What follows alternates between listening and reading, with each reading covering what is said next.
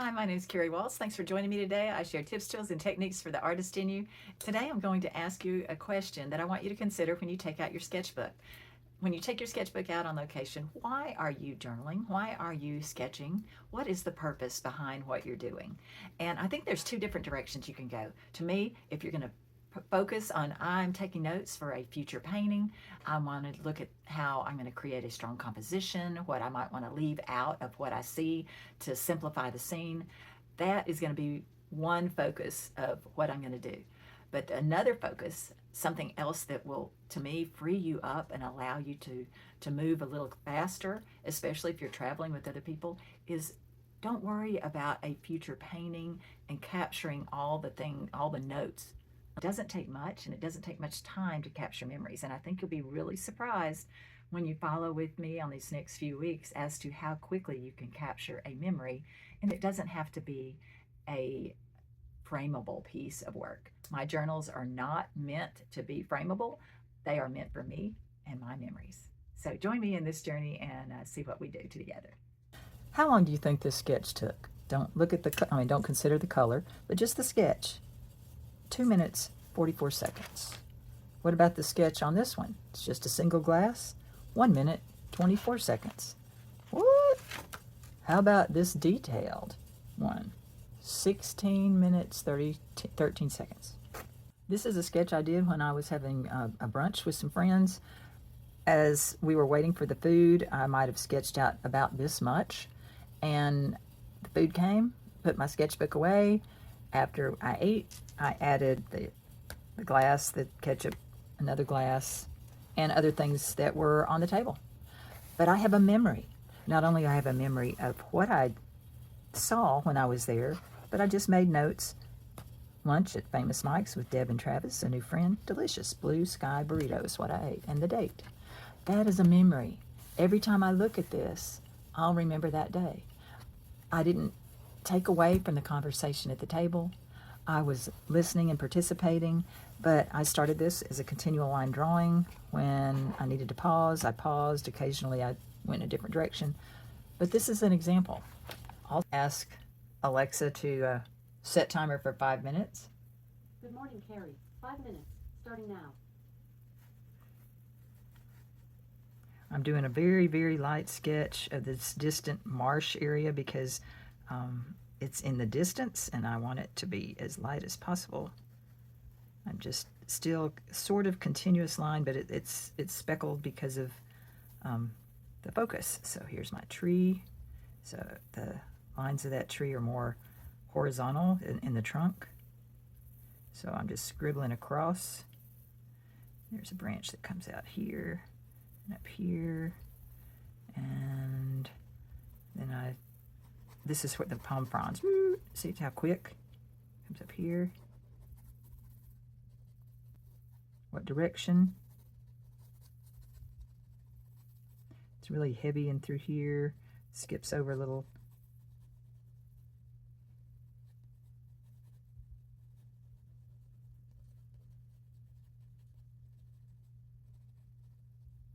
Some coming towards you. I'm ignoring that tree that's down below. That's not important.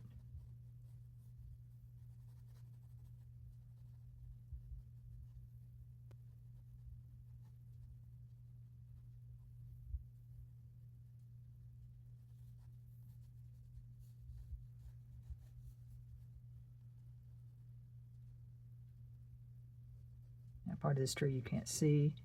And then there's some marshland in through here. Okay, so I did this in less than 3 minutes. Now I'm just working with one color tone. I'm looking for the darkest darks. The darkest darks are in this foreground. And I want it to get lighter. As it goes on, I'm pointing the edge of the brush to this outside edge of my tree because that's lighter than the other side. So if I want to get the palm fronds, sometimes I just lay my brush down and drag it out. It just gives the illusion of the tree without getting too messy on how to control everything. While I'm up here, I'm going to go ahead and blur in some clouds. I'm squeezing my brush. Again, this is a capture of a memory if I was sitting outside. And sometimes I use my colors, sometimes I don't. I'm going to do some lower clouds. That was a little too much, so I just add in some water, blur that, continue the clouds over here. I'll come back and add palm fronds in a minute when that is dry. When I squint my eyes, the right here and here are very similar in, whoop, that's way too dark. Just pick that up, in value. So I just add water if I got it too dark. And I'm going to look for the edges of the marsh. The edges of the marsh, not the water, are darker. So I'm just going to look for some of the patterns in that. And there's trees in the back. I don't want them as dark as the tree that I just painted because they're in the distance, even though they're in the sun. I want them darker than, I want them to read back there, darker. So I'm going to come in underneath and give them a little more horizontal look. I'm going to drag some of that into here. As I get closer, do the darks and then lift it up a little bit to indicate the foliage.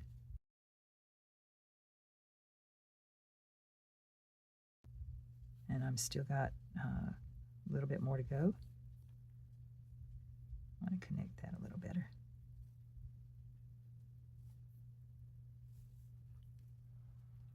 Squint my eyes. I'm just going to do some mass of the greenery, the marsh, and then I'll come back and correct that a little bit later. If I do the mass, then I'm not hung up on, whoops, too dark. I want to continue on the other side, so change the direction of the point of my brush. It's lighter than the tree, so I can go ahead and bring it right up to where the tree is. And the foliage in the front is going to be dark. Whoops, went to the wrong color, sorry. Foliage in the front is going to be darker and going up above the waterline. Whoops. Okay, I'll just drag it like this up above the waterline.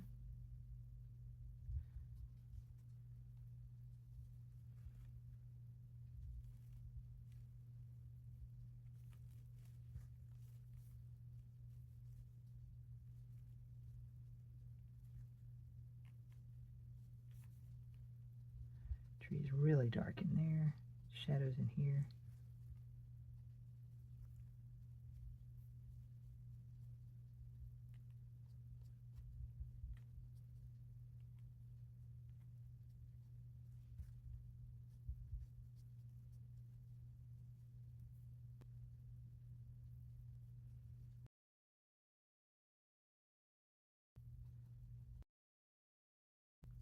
Still captured it. Alexa, stop. Okay, so in 5 minutes, I've put in some values. Not bad.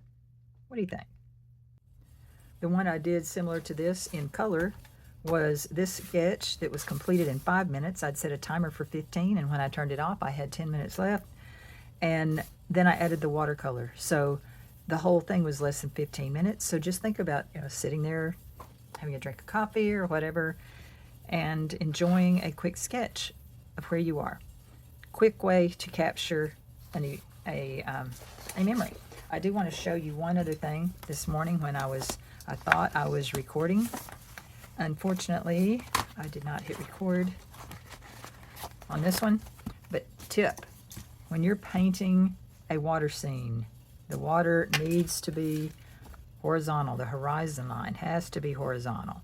So if I was working in since I was working in a sketchbook that had a spiral, I chose to do the painting this way rather than this way because I could use the edge of the straight edge, not the spiral edge, to control my brush.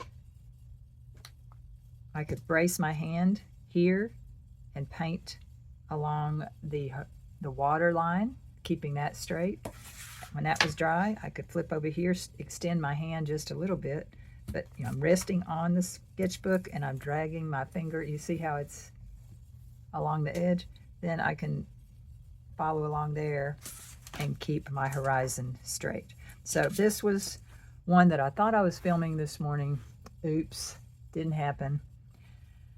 You'll get more of these, but just capturing where you are, the feel of the place.